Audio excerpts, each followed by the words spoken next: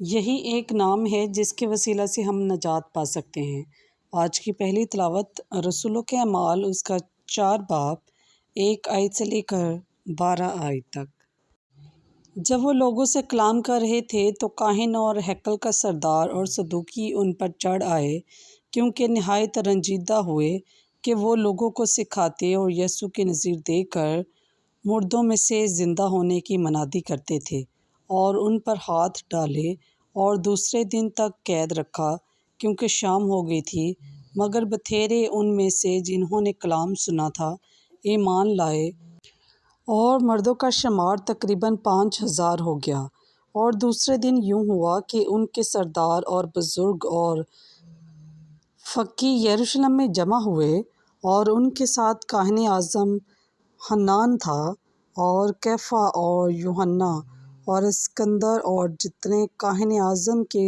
گھرانے کے تھے، اور انہیں بیچ میں کھڑا کر کے پوچھنے لگے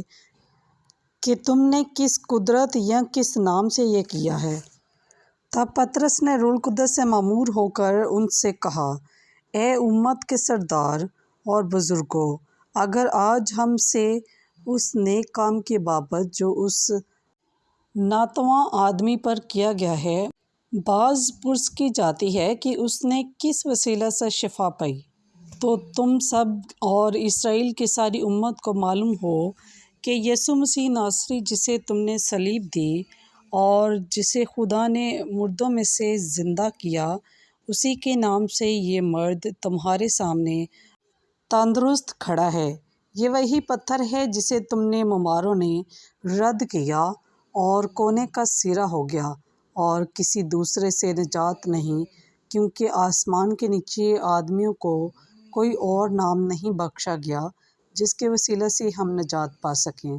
پس پاک کلام کے پڑھے اور سنے جانے پر خداوند کی خاص برکت ہو۔ خداوند کا شکر ہو۔